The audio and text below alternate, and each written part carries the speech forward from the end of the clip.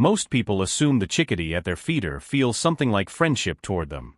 It doesn't. That assumption isn't naive. It's built on years of watching the same bird return, morning after morning, reliably. But what's actually happening inside that small skull has nothing to do with affection. Stay for the real version. Friendship, in the way you mean it, requires a concept your brain has and a chickadee's brain does not.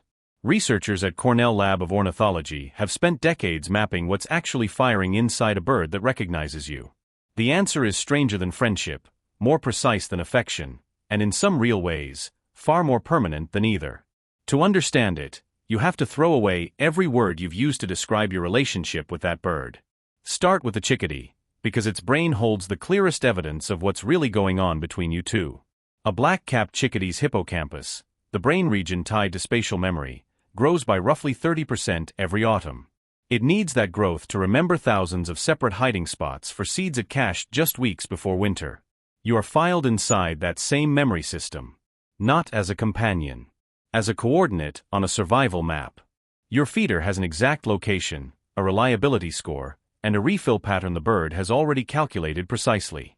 When the chickadee lands close enough to make eye contact, it isn't greeting you. It's confirming the coordinate. The bird that seems to trust you has simply run the same calculation hundreds of times without a negative result. That sounds cold until you realize what it actually means. You passed a test repeated hundreds of times, undefeated. The crow takes this same calculation and pushes it somewhere far more unsettling. Somewhere closer to memory than math. Crows belong to the corvid family, and corvids hold one of the most studied forms of facial recognition in any animal. A study from the University of Washington tracked crows that had been captured once, briefly, by a single masked researcher. Years later, crows that had never personally been caught still scolded that same mask on sight, every single time. The memory hadn't just lasted. It had been taught, passed between crows that were never present for the original event. If the crow in your yard knows your face, an entire local population may already share that same exact file.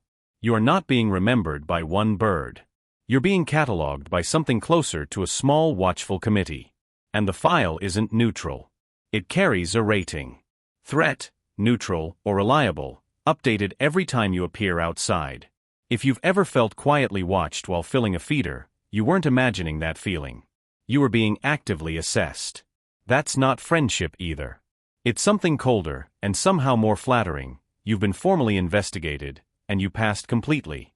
So if it isn't friendship, and it isn't pure calculation either, what word actually fits what's happening between you and these birds? Behavioral scientists have a term for it, and it has nothing to do with emotion the way you experience emotion. It's called habituation paired with positive association, a bond built entirely from prediction, not from anything like fondness. Every time the feeder is full and nothing dangerous happens, the bird's nervous system quietly downgrades you as a threat. Enough repetitions, and eventually you stop registering as a predator at all. You become something closer to weather, predictable and safe. Cardinals make this shift visible in a way almost no other backyard bird does, because they show their math openly. A male cardinal that has never been threatened near a feeder will feed within a few feet of a still human.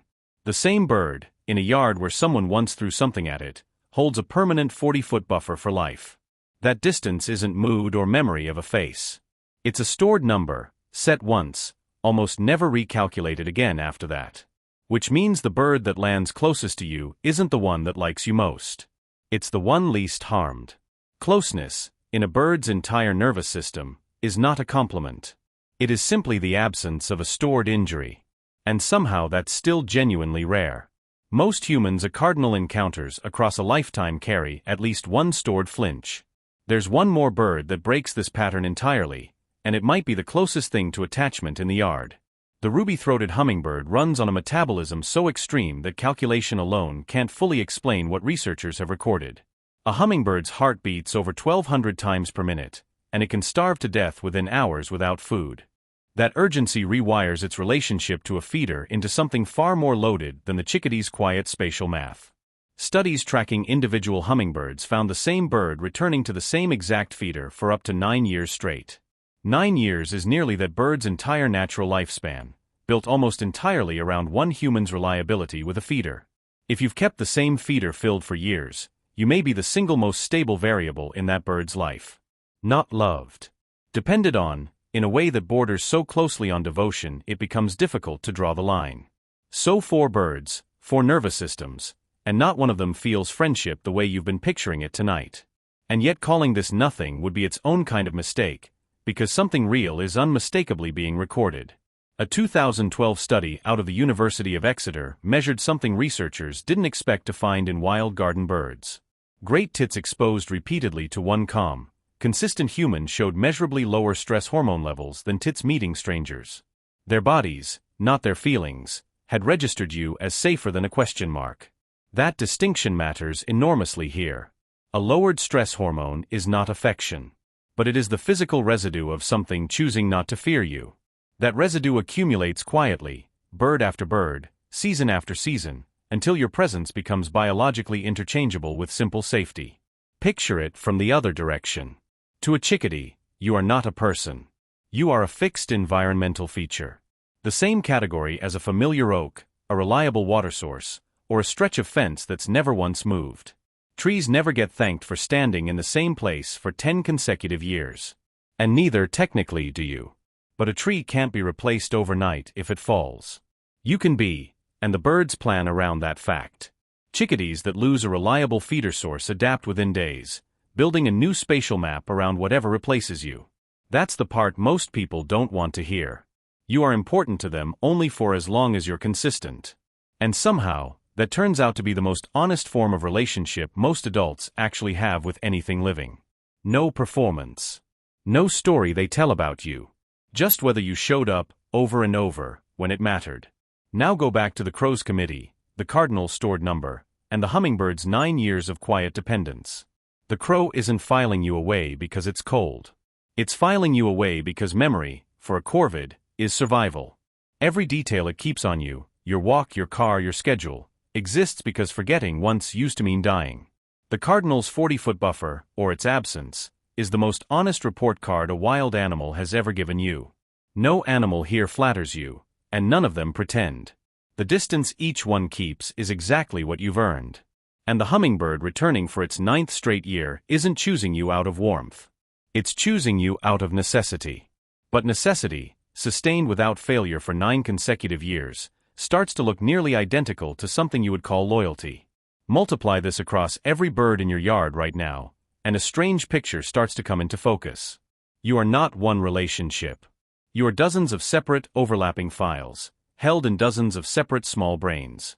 Each file tracks something slightly different, a distance, a hormone level, a memory of a mask, a feeding schedule. None of those files contain the word friend. Every one of them contains something closer to a verified, ongoing fact. A fact is harder to lose than a feeling. Feelings fade with distance. Facts, once verified, tend to hold steady. That might be the actual gift hiding inside all of this distance. You were never auditioning for affection you'd lose. You were being quietly, repeatedly confirmed as safe, which in the wild is rarer and more durable than being liked. Humans built an entire identity around being loved. These birds built theirs around something they consider far more useful. Being correctly predicted. Being filed without contradiction. Being, across years, exactly the same dependable thing every single time. So the next time a chickadee lands close enough to study, don't look for warmth in its small dark eyes. Look for the calculation instead, and understand that the calculation, in its own cold way, is the highest compliment available. You are measured against every threat that bird has ever survived, and across every measurement, you came out safe. That's not less than friendship. In a world built entirely on predators, it might be something considerably harder to earn.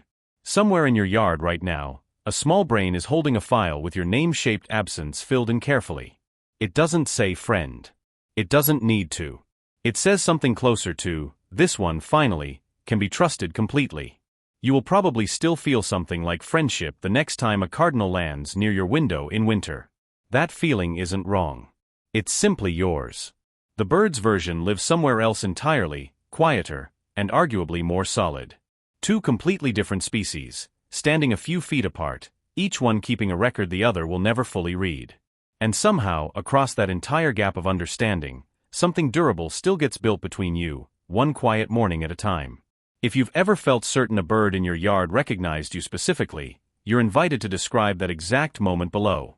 Not because it proves friendship in the way you first imagined it, but because it proves something rarer between species. You were never their friend, not in the human sense of that fragile word. You were something they could verify. And out in the wild, where almost nothing stays the same for long, being verifiable might be the rarest gift of all.